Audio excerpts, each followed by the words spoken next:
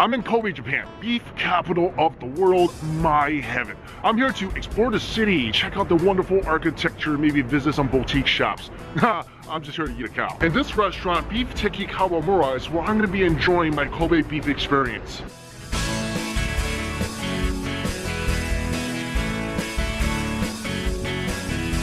This restaurant comes highly recommended by my Japanese friends. And look at all the awards they won. I mean, I don't know what kind of awards they are, but that looks like the Kobe steak Oscar to me. As you can see, the whole restaurant is teppanyaki style. The chef cooks everything right in front of you. That's going to ensure that as soon as the meat is perfect, it's going to be in your mouth. So I don't know if you guys were also confused by this, but before I came to Kobe, I had no idea the difference between a Wagyu and a Kobe and an A5. I literally thought Wagyu was Kobe, but they're different. And here's a little info about the meat that I'm about to consume. Hope that was informative, and if you already knew all that, then I'm sorry, your cow knowledge is way better than mine. Got the first lunch set. They say they only get about 3 cows a month that goes into that set, so I want one of those cows, definitely. These are 3 different slices of beef, all slightly grilled. This piece of beef is with sesame sauce. These 3 slices come with teriyaki, garlic, ginger, wasabi. It's almost translucent, and the marbling just looks like a work of art. And in this spoon, the beef is soaked with a little onion and some greens on top. This seems to be the leanest piece on the plate. Let's try this out.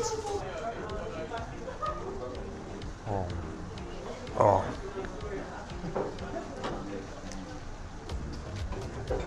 Wow. That was definitely the leanest piece of Kobe beef I had so far. But even that, something that would have tasted like jerky if it was any other beef, still melted. So beautiful. This is a lot rarer than I typically like my meats, but they said this is a must try, so I'm gonna go ahead and do it. Let's try this with a little bit of garlic, ginger, and wasabi.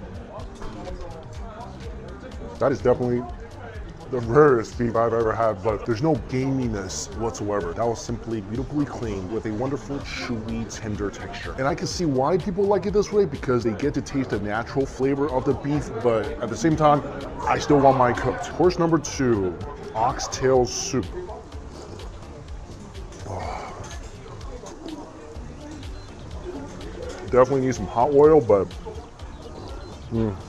that is spectacular beef broth. Wow, that oxtail is so tender. The oxtail is a great part of a cow. Uber tender, a little gelatinous, great for stewing. And that was by far the cleanest oxtail I think I've ever had. Round 3 is the veggie round. I'm not the biggest veggie fan, and I remember when I was a kid, my mom would say, eat your vegetables, and I would tell her I am. I'm eating the cows that's eating the vegetables, so by association, I'm eating a lot of vegetables. But that's not how it really works, right? So, bottoms up.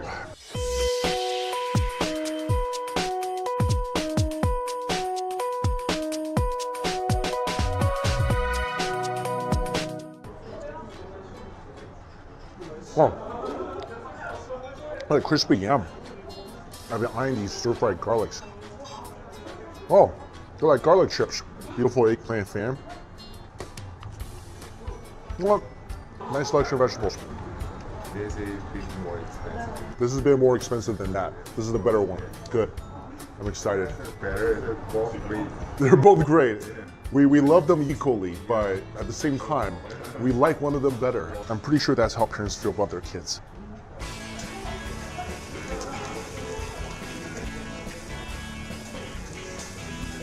Look at the beautiful marbling on that steak. That is indeed the roadmap to Deliciousville.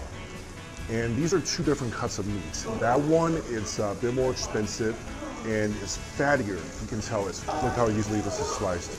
You guys hear that sizzle? That's the sound of the most wondrous beef symphony.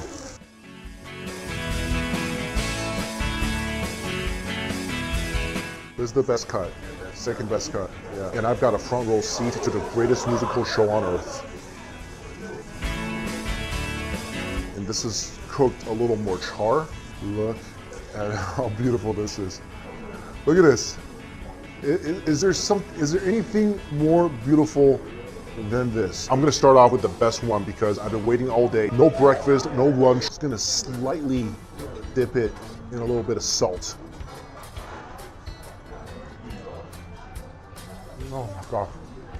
That is the meat of God. I feel like that beef is just playing with my feelings. My first ever bite of Kobe beef was at the Ryokan in Kobe, and I thought that was the most glorious beefy moment of my life. And I really didn't think any other bite of beef would ever compare. I mean, I came in here with high expectations because this is a steakhouse, that's what they do here. But still, I was thinking, how could anything be better than what I had? And holy wow. I mean, I'm still trying to recover from that. I'm gonna try the second one, the less one. Just a little bit of salt, nothing too fancy. You don't wanna mess with it. Don't mess with perfection. This is supposed to be, this is still A5 Wagyu, keep in mind, but this is supposed to be slightly less better than the best.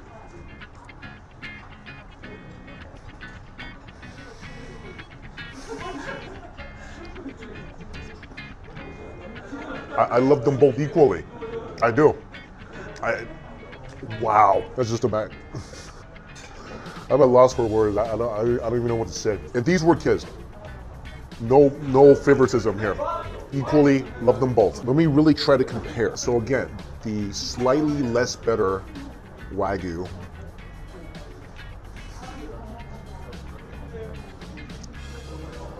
I don't need to chew. I can come to this restaurant when I'm 80 because you don't need teeth to eat here, apparently. The best Wagyu. Oh. Okay.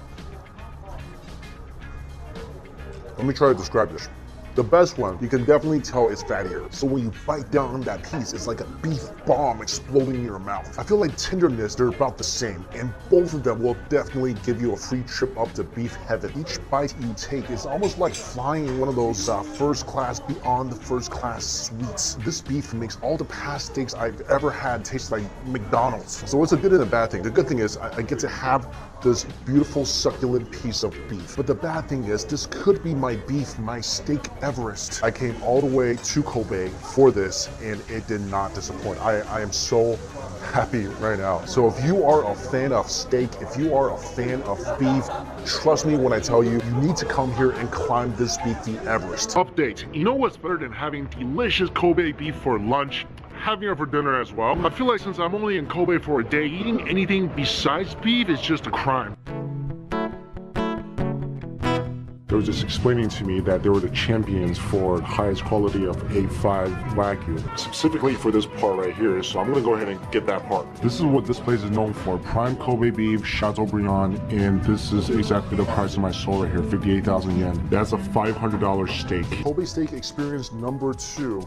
Here is my bib. I got talked into getting the Chateaubriand, which starts off at $200. And I also got a cheaper version, but more quantity steak. And that steak starts off at around $100. So today I'm gonna tell you guys the difference between a $100 Kobe and a $200 Kobe.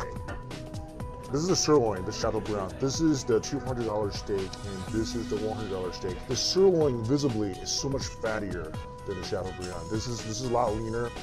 Both got gorgeous marbling on there. Let's see what happens.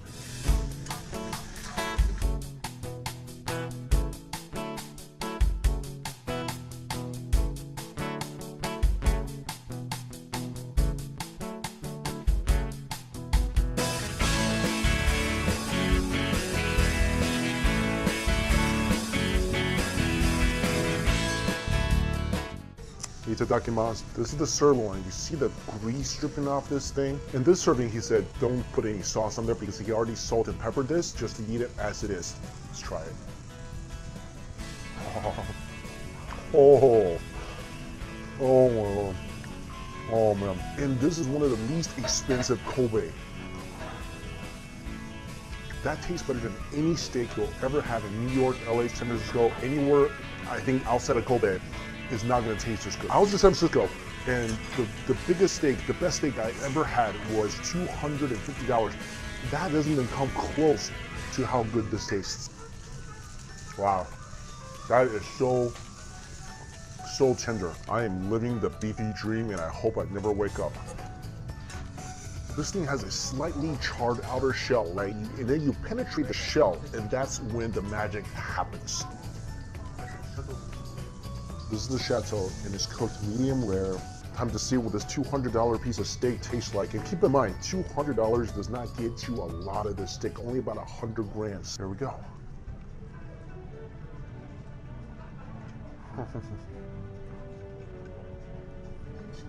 Oh my God.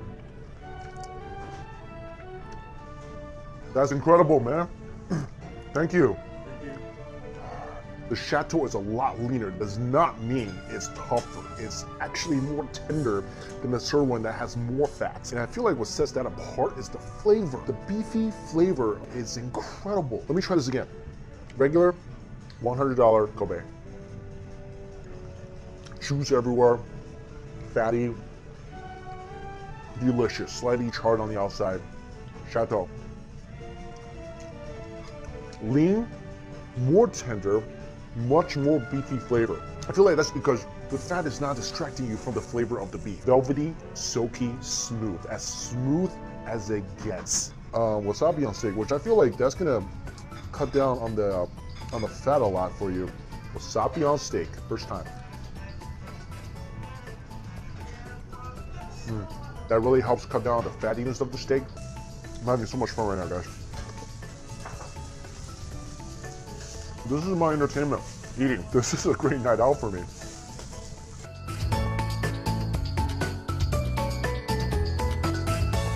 Soy sauce. Rice. That's how you like to eat it. Japanese sushi style.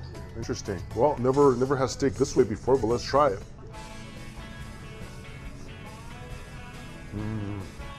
All right. That beefy flavor gets integrated into the rice.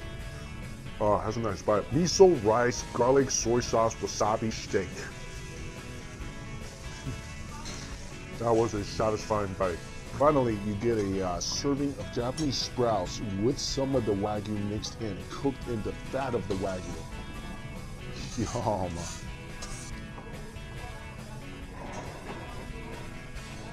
Oh, that beef fat. There's a lot of flavor in there. Wow. That's really good way to incorporate every piece of that beef.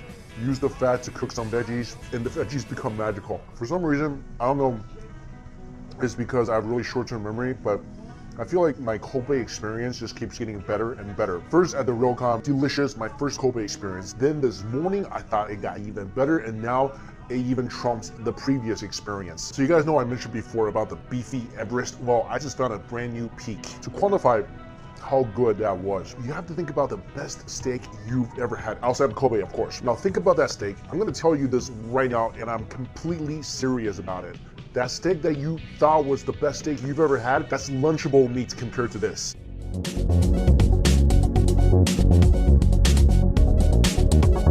So far today, I had some incredible cuts of steak at some incredible price point. Each steak I had so far cost over $200, which is a tiny 100 grams. Granted, I had the A5 top of the line beef, but I'm just curious, how does a cheaper Kobe compare? So I just ordered another 100 grams of Kobe, but this time it's only gonna cost me around $20. Now I'm gonna tell you if the steaks I had before were really 100 times better. Right away you can tell this is also super tender. Look at this. I'm poking it and I'm barely tapping this, and the chopsticks is going into the beef. You can tell how incredibly soft this is. Just a little bit of salt.